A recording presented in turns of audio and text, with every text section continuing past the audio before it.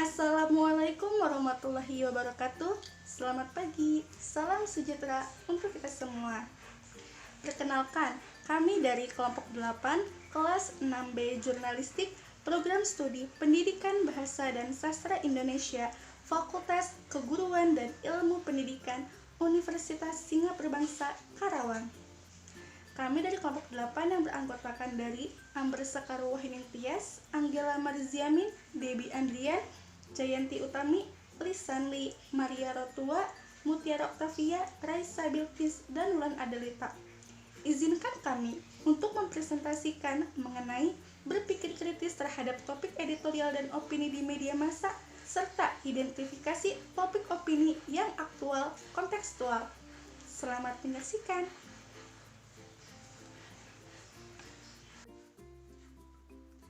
Materi pertama akan dipaparkan oleh Amber Sekaru Wahyuning Tias.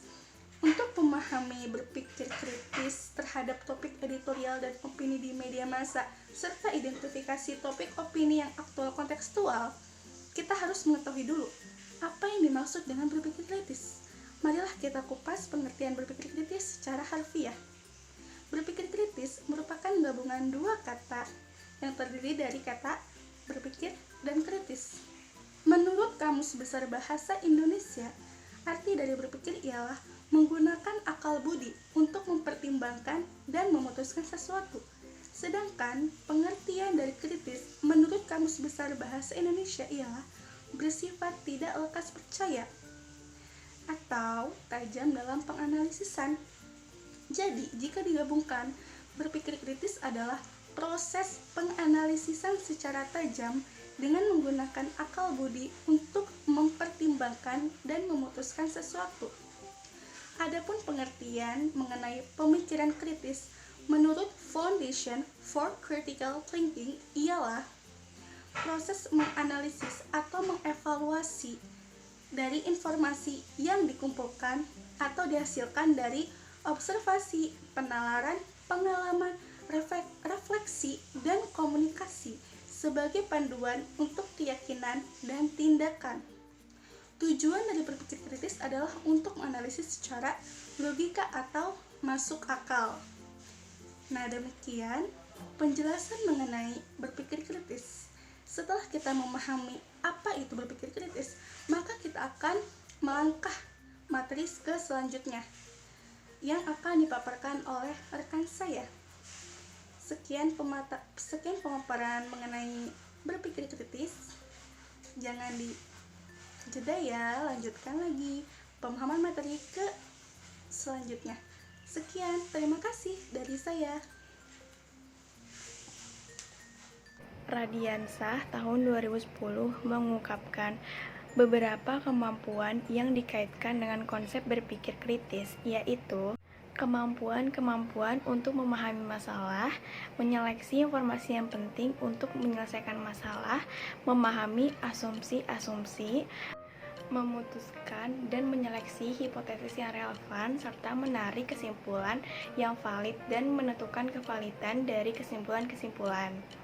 Berpikir kritis adalah sebuah proses yang kompleks, dan jika kita lakukan dengan baik, berpikir kritis akan membantu kita dalam mengkaji gagasan-gagasan yang rumit secara sistematis untuk dapat memahami yang lebih baik, baik itu masalah ataupun akibat-akibat dalam mempraktekannya. Sekian paparan dari saya, akan dilanjutkan oleh teman sekelompok saya. Ya, saya Debbie Andrian akan melanjutkan pemaparan materi yang sudah dijelaskan sebelumnya.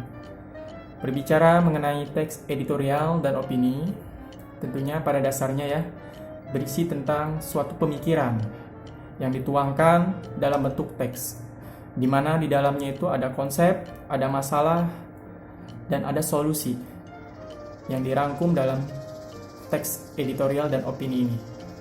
Nah, kita sebagai pembaca dalam memahami ketiga unsur itu tentunya dibutuhkan sebuah upaya dengan cara berpikir kritis.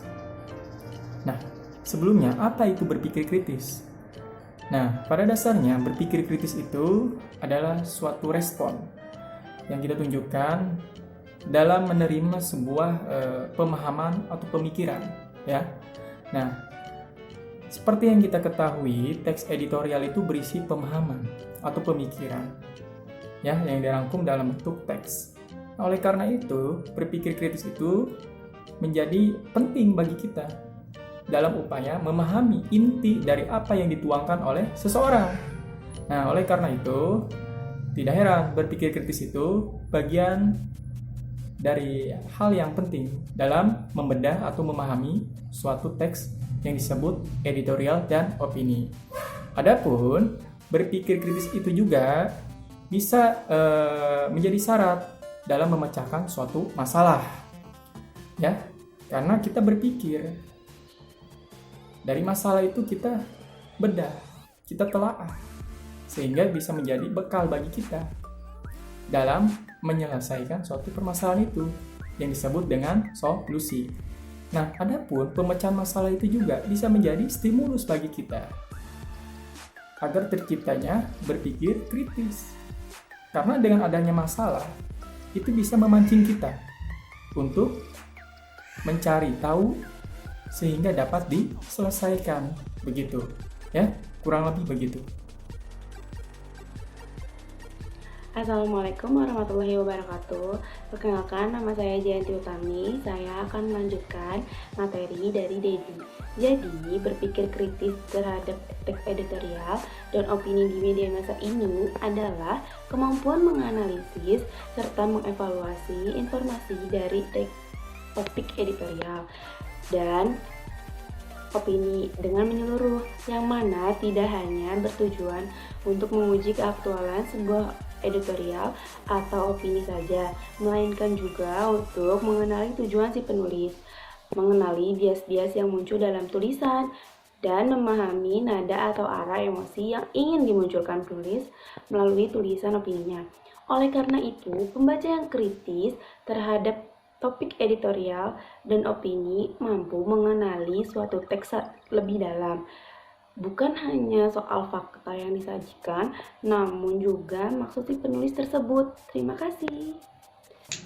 Baik, saya Lisandi akan melanjutkan materi yang sudah disampaikan oleh Jayanti sebelumnya.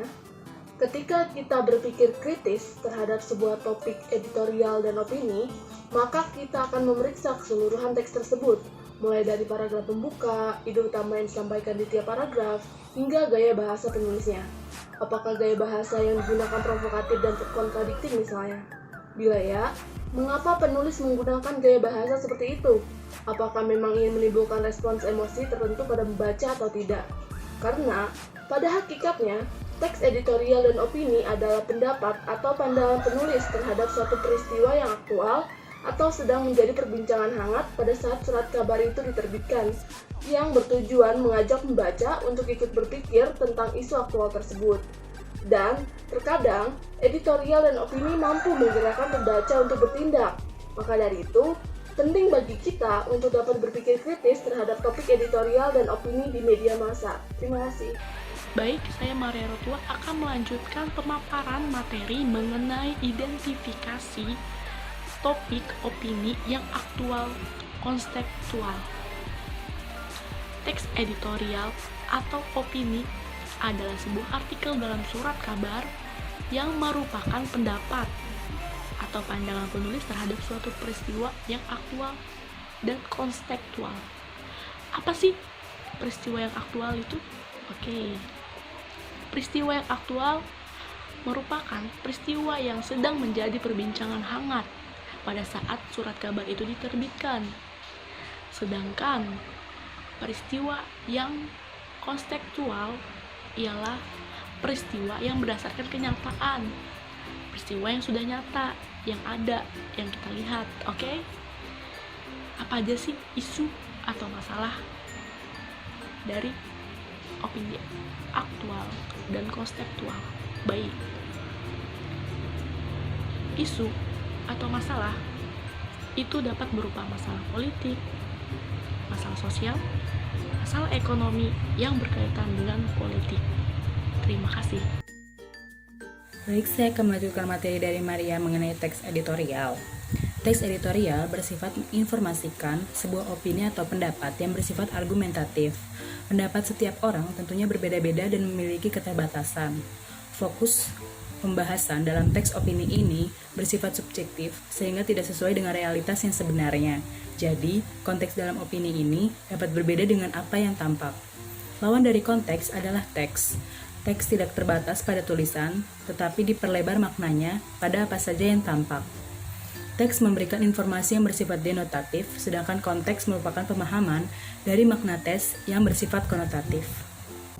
Selanjutnya di sini saya akan melanjutkan materi yang sudah rekan saya sampaikan, yaitu pemahaman konotatif. Setiap orang berbeda-beda dari makna denotatifnya karena dipengaruhi latar belakang, pendidikan, dan sebagainya. Sebagai contoh, sebuah opini tentang penyebaran virus corona. Ini adalah teks, maka pemirsa yang tekstual akan melihat informasi ini sebagai sebuah informasi telanjang. Lantas hanya dinilai secara hitam atau putih. Tetapi pemirsa yang tekstual tidak pernah berhenti pada informasi yang tampak,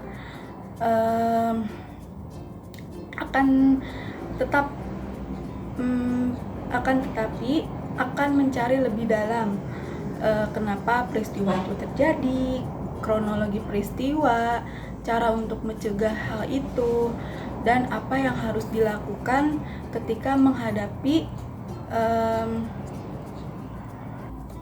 hal tersebut. Adalah informasi yang dapat menempatkan berita dalam konteks. Selanjutnya, materi yang akan disampaikan oleh Bulan. Selanjutnya, ada 3 unsur dalam semiotika sosial yang menjadi pusat perhatian untuk menafsirkan atau mengidentifikasi topik opini secara kontekstual, yaitu ada medan wacana, ada pelibat wacana, dan ada sarana wacana. Pertama, medan wacana atau field of discourse menunjuk pada hal yang terjadi, apa yang dijadikan wacana oleh penulis mengenai hal yang sedang hangat-hangatnya dibicarakan. Kedua, ada pelibat wacana atau tenor of discourse menunjuk pada orang-orang yang dicantumkan dalam teks tersebut, meliputi sifat, peranan, ataupun kedudukan mereka. Dengan kata lain, siapa saja yang dikutip dan bagaimana mereka digambarkan sifatnya dalam teks tersebut. Terakhir, ada sarana wacana atau mode of discourse menunjuk pada bagian-bagian yang diperankan oleh bahasa. Jadi bagaimana penulis menggunakan gaya bahasa untuk menggambarkan situasi dan pelibat. Misalnya, apakah bahasa yang digunakan itu vulgar atau malah bahasa yang diperhalus, hiperbolik, atau eufemistik. Sekian pembahasan dari kelompok 8. Terima kasih kepada teman-teman yang sudah menyimak video ini. Mohon maaf bila ada tutur kata kami yang salah.